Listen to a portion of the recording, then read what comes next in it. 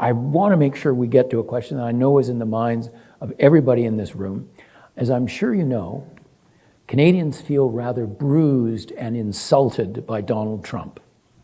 And this has soured many of my countrymen on not just the president, but on our relationship with America.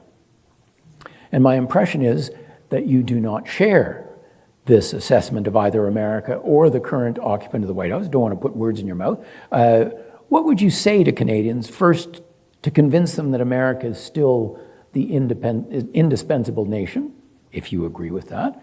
Or is it in terminal decline? And does it still retain its traditional capacity to reinvent itself, which is the thing I most admire about American society, its infinite ability to renew itself? And second, what would you say to Canadians that might get them to think afresh about Donald Trump? Is he a consequential president? Or someone we'll all be relieved to see in the rearview mirror? Or maybe both? Well, this is one of these great opportunities that come my way occasionally, how to lose an audience completely. I wanted to give it to you early on. Say something positive about Donald Trump in Canada. And it's a suicide mission. Look,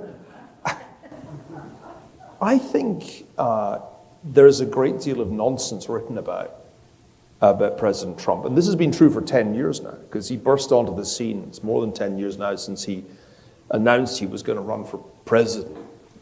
And when people had stopped mocking him and began to realize that this was a serious proposition, a series of wild analogies began to be published regularly in the US liberal media, as well as in Europe and in Canada. And the analogies were with Hitler, with Mussolini, or with Roman emperors, you know, the Julius Caesar, Augustus analogies.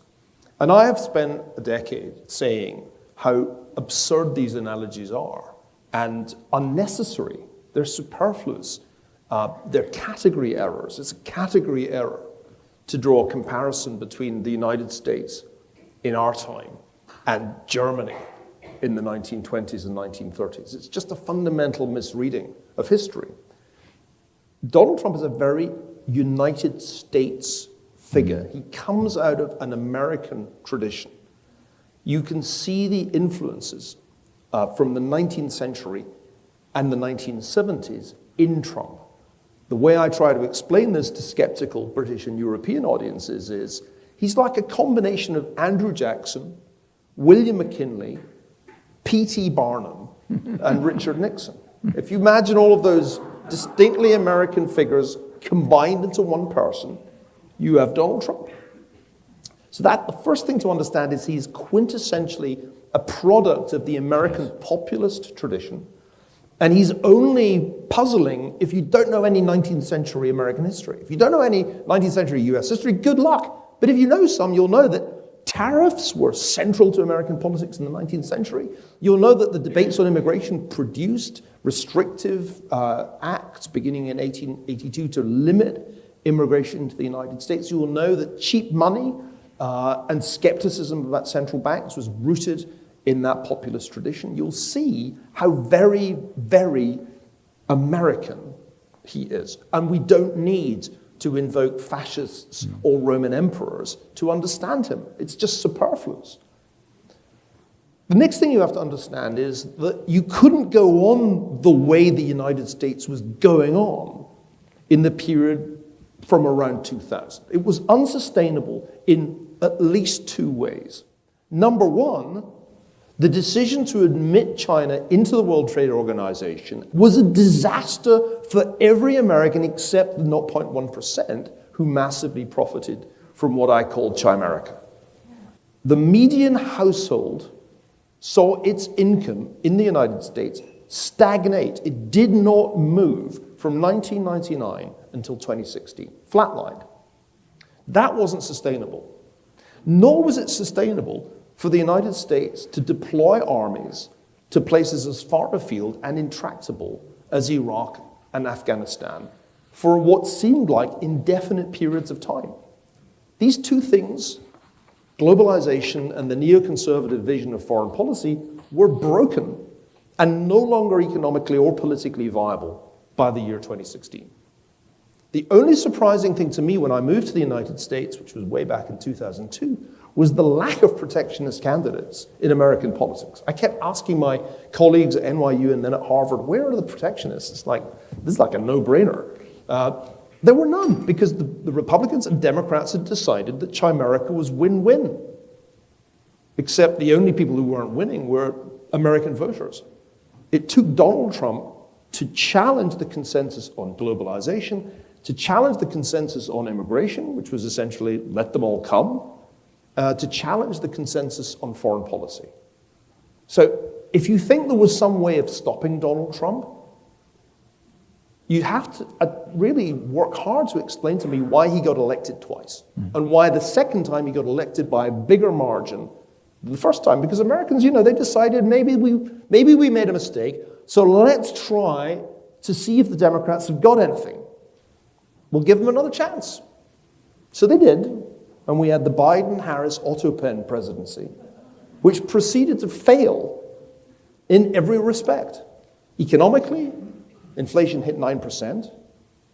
On migration, they had an open borders policy. 2.3 million people a year entered the United States, mostly illegally, on Joe Biden's watch. And foreign policy was like a sort of sequence of failures of deterrence of extraordinary incompetence. Afghanistan, then the failure to deter Putin, then the failure to deter Iran that produced October 7th. And so American voters, not unreasonably, given the choice between more of that with Kamala Harris or a second Trump term, voted for Trump. So this is not so surprising. Did Canada feature in American thinking in any of this? No. Nobody thought about Canada anymore. You shock me. I know, I'm the bearer of bad news, but nor did anybody in England give a damn about what the Scots thought in 2016 when they voted overwhelmingly for Brexit. Scots didn't. Scots voted to stay in the EU.